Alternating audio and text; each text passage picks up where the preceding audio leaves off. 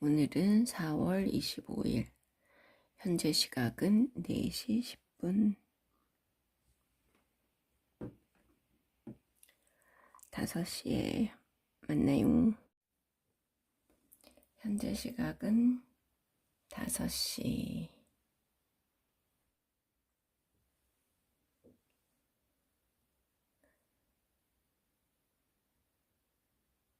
그런데 우리에 대해 다루기 전에 어떻게 엔트로피의 증가가 전반적이고 방대한 시간 현상을 일으킬 수 있는지를 보여주는 별도의 장이 필요하다. 여기까지 읽는 독자들이 벌써 다 떨어져 나가지 않았기를 바라면서 지난 2장에서 다룬 난해한 내용들을 다시 요약해 볼 것이다. 근본적인 수준에서 세상은 시간의 질서를 갖지 않는 사건들의 집합이다. 이 사건들은 선험적으로 동일한 수준에 있는 물리적 변수들 사이의 관계를 나타낸다. 세상의 각 부분은 모든 변수들 가운데 일부만으로 서로 상호작용을 하는데 이 변수들의 값이 특별한 부분계와 관련하여 세상의 상태를 결정한다. 작은 부분계 S의 입장에서 S를 제외한 나머지 우주에 관한 세부 활동은 구분되지 않는다. S가 극히 일부의 변수들만으로 나머지 우주와 상호작용하기 때문이다. S의 관점에서 우주의 엔트로피 S가 구분할 수 없는 우주의 상태를 수로 계산한다. S가 볼 때 우주는 높은 엔트로피의 배열에 있게 된다. 왜냐하면 높은 엔트로피의 배열에 더 많은 미시적 상태들이 존재하기 때문이다. 따라서 미시적 상태들 가운데 하나에 있을 가능성도 매우 높다. 위에 설명한 것처럼 높은 엔트로피의 배열에서는 하나의 흐름이 나타나는데 이 흐름의 변수가 바로 열적 시간이다. 작은 개 S가 볼 때 엔트로피는 열적 시간의 흐름에 따라 아마도 위아래로 요동치면서 일반적으로 높게 유지될 것이다. 왜냐하면 우리가 다루는 것이 고정 규칙이 아니라 확률이기 때문이다.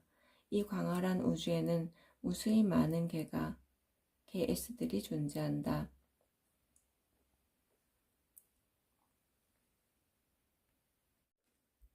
이 광활한 우주에는 무수히 많은 작은 개 S들이 존재한다. 그 가운데 열적 시간이 흐르는 양 끝지점 중에 하나에서 엔트로피가 낮아지는 변동이 발생하는 소수의 특별한 작은 개들이 있을 수 있다. 이 개들에서 변동은 대칭적이지 않기에 엔트로피는 점차 증가하게 되는데 이러한 엔트로피의 증가가 우리가 경험하는 시간의 흐름이다. 우주의 초기 상태가 아니라 우리가 속해 있는 이 작은 개 S가 특별한 것이다. 지금까지 한 이야기들이 설득력이 있었는지는 모르겠지만 개인적으로 이보다 더 나은 이야기를 알지 못한다. 이런 이야기에 믿음이 가지 않는다면 우주의 탄생 초기에는 엔트로피가 낮았다는 사실을 그냥 관측 자료로 받아들이고 말면 된다. 클라우지우스가 발표한 델타 S가 0보다 크거나 같다는 것의 법칙은 볼츠만이 해독하여 우리에게 이어졌다. 엔트로피는 결코 줄어들지 않는다는 것이다. 이를 망각한 채 세상에 대한 일반적인 법칙을 찾다가 우리는 그것이 특별한 부분계와 관련된 관점 효과라는 것을 재발견하게 된다. 이제부터 이 이야기를 시작해 볼 것이다. 오늘은 여기까지 읽겠습니다. 데일리 카네기의 인간관계론. 친구를 사귀고 싶다면 다른 사람을 위해 뭔가를 하는 수고를 감수하라. 시간, 에너지, 이타심, 배려를 요하는 일들 말이다. 윈저 공이 아직 영국 왕세자였을 때 남미 순방 계획이 잡힌 적이 있다. 여행을 떠나기 전 그는 몇 달에 걸쳐 스페인어를 배웠다. 사람들 앞에서 그 나라의 언어로 말하고 싶었기 때문이다. 남미 사람들이 그를 좋아했음은 물론이다. 수년에 걸쳐 나는 친구들의 생일을 알아내려 했다. 어떤 방법을 썼을까? 나는 점성술 따위를 전혀 믿지 않는 사람이지만 상대방에게 자신이 태어난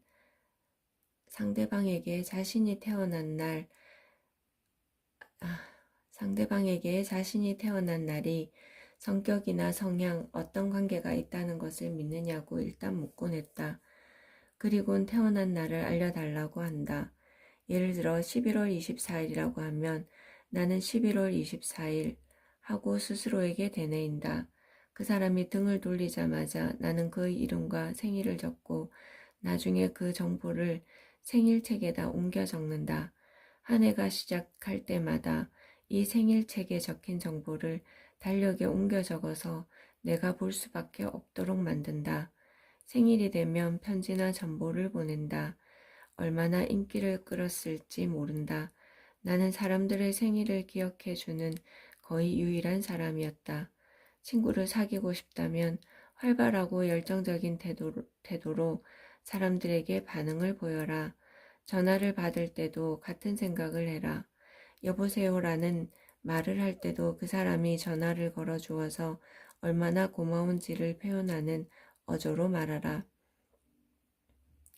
뉴욕 전화회사는 전화교환원을 훈련시키는 연수를 운영하고 있는데 그 연수원에서는 원하시는 번호를 말씀하세요라고 말을 안녕하세요, 도움드리게 되어 기쁩니다. 처럼 들릴 수 있는 어조로 말하도록 훈련시킨다. 내일 당장이라도 전화를 받을 때 이를 기억하도록 하자. 이러한 인생관이 일을 할 때도 효과가 있을까? 정말 그럴까? 수도 없이 많은 예를 나열할 수 있다. 하지만 시간상 2가지 사례만 이야기하겠다. 뉴욕시에 있는 한 대형 은행 직원이었던 찰스 R. 월터스는 어떤 기업에 대한 비밀 보고서를 작성하는 업무를 맡았다. 그가 간절히 필요로 하는 사실들에 대해 알고 있는 사람이라곤 단 한 사람밖에 없었기에 월터스 씨는 그를 만나러 갔다. 그는 대규모 업체의 사장이었다. 사장실로 안내되는 중에 비서가 문으로 빼꼼히 머리를 내밀며 사장에게 오늘은 드릴 수 있는 우표가 없다고 말했다. 12살 아들을 위해 우표를 모으고 있는 중이죠. 사장은 월터 씨에게 설명했다. 월터스 씨는 자신의 업무에 대해 말하고 질문을 시작했다. 사장은 모호하고 일반적이었고 막연한 태도를 취했다. 그는 말하고 싶어 하지 않았고 그 어떤 일을 하더라도 사장의 입을 열게 만들 수 없을 것 같았다. 인터뷰 시간은 짧았고 아무것도 얻어내지 못했다. 월터스 씨는 수업 중에 이야기를 들려주었다. 솔직히 무엇을 해야 할지 그러다가 그의 비서가 했던 말이 기억났어요. 우표도 그리고 12살 먹은 아들이었죠. 우리 은행의 외국 담당 부서가 우표를 모은다는 게 생각났어요. 세계의 모든 대륙에서 쏟아져 들어오는 편지에서 떼어난 우표 말입니다. 다음 날 아침 저는 전화를 해서 아이를 위한 우표가 있다는 이야기를 전했습니다. 열렬한 환영을 받았고요. 물론입니다. 국회의원에 출마했다고 해도 그렇게 열렬히 내 손을 쥐고 흔들지는 않을 거예요. 그의 얼굴은 미소와 호의로 빛나고 있어요. 아들이 이걸 좋아하겠군요. 우표들을 애지중지 쓰다듬으며 그는 말했다. 이걸 봐요. 정말 보물이네요. 우리는 우표를 이야기를 하고 아이 사진을 보며 30분을 보냈어요. 그리고 그는 30분 이상을 더 내어 제가 원하는 모든 정보를 주었죠. 부탁하지도 않았는데 말입니다. 그는 자신이 알고 있는 모든 것을 이야기하곤 부하 직원들까지 불러 질문을 했어요. 그리고 사업상 친분이 있는 사람들까지 전화를 걸었죠. 제게 모든 사실, 수치, 보고서, 편지를 감당할 수 없을 정도로 안겨줬습니다. 신문기자식으로 말하면 한 건 제대로 건졌죠. 또 다른 예를 들어보자. 필라델피아의 네플 주니어는 몇 년에 걸쳐 대규모 체인점 회사에 석탄을 납품하려 노력했죠. 하지만 그 체인점 회사는 계속해서 다른 딜러로부터 연료를 구매하면서 네플의 사무실 바로 옆으로 석탄을 실어 날랐다. 어느 날 밤 네플은 수업 중에 체인점에 대한 뜨거운 분노를 쏟아내며 국가의 수치라고까지 말했다. 그럼에도 여전히 그는 체인점에 석탄을 팔 일을 멈추지 않았다.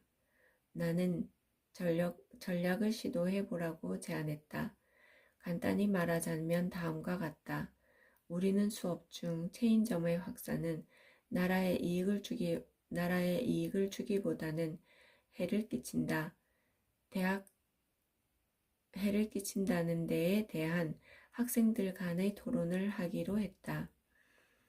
내 제안에 따라 네플은 부정적인 면에 들었다. 다시 말해 그는 체인점을 옹호하기로 했다. 그는 주저하지 않고 자신이 경멸에 맞지 않던 체인점 회사의 경영진을 찾아가 말했다. 저는 오늘 석탄을 팔러 온 게 아닙니다. 당신에게 부탁 하나를 드리러 왔습니다. 그는 토론에 대한 이야기를 그는 토론에 대해 이야기하곤 말했다. 제가 여기에 도움을 받으려고 온 이유는 당신이야말로 제가 원하는 사실을 알려줄 수 있는 가장 유능한 사람이기 때문입니다. 저는 이 논쟁을 이기고 싶습니다. 어떠한 도움이라도 주실 수 있으면 정말 감사하겠습니다. 다음 이야기는 네플의 말을 그대로 옮겨보았다. 저는 정확히 1분만 시간을 내달라고 했어요. 그 사람이 저를 만나주겠다고 했던 그 조건 덕분이기도 했죠. 제가 사정을 말하곤 난 다음 그 사람은 저를 의자에 앉으라고 손짓했어요. 그리고는 정확히 1시간하고도 47분을 이야기하더군요. 그분은 체인점에 대한 책을 썼던 중역도 부르더라고요. 그분은 전국 체인점 연합에 편지를 써서 우리 토론 주제에 관한 문서를 구해주기도 했어요. 그분은 체인점이 인류에게 진정 중요한 서비스를 제공하고 있다고 믿고 있었어요. 많은 지역 사회를 위해 자신이 중요한 일을 하고 있다는 자부심이 가득했죠. 말을 하며 그의 눈은 정말 반짝였어요. 그리고 그분이 제가 꿈꿔보지 못한 것들에 눈을 뜨도록 해주었다는 말씀을 드려야 할 것 같습니다. 그분은 제 모든 정신적 태도를 바꿔주셨어요. 제가 막 사무실을 나서려고 하자 그분은 문까지 저를 바래다 주셨어요. 팔을 제 어깨에 두르고는 토론 잘하기를 빈다고 언젠가 아무 때나 들러서 토론의 결과가 어땠는지 제가 잘했는지 알려달라 하셨죠. 그분이 제게 남긴 마지막 말은 봄에 다시 한번 봐요. 당신네 석탄을 주문하고 싶어요 였어요.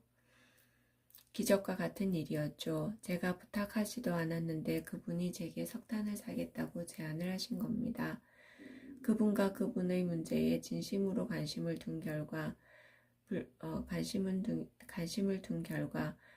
2시간 만에 저와 제 석탄에 관심을 갖게 만들려고 노력했던 10년보다 훨씬 더 많은 진전을 이룰 수 있었던 거죠. 네플씨 당신은 새로운 진리를 발견한 게 아닙니다. 이미 오래전 예수님이 태어나기 무려 100년 전에 로마의 유명한 시인이었던 푸블리우스 시루스가 말했지요. 우리는 다음 사람이 우리에게 관심을 가질 때야 비로소 그들에게 관심을 갖는다. 그래서 사람들이 당신을 좋아하도록 만드는 첫 번째 규칙은 다음과 같다. 다음 시간에 규칙들에 대해서 읽어보겠습니다.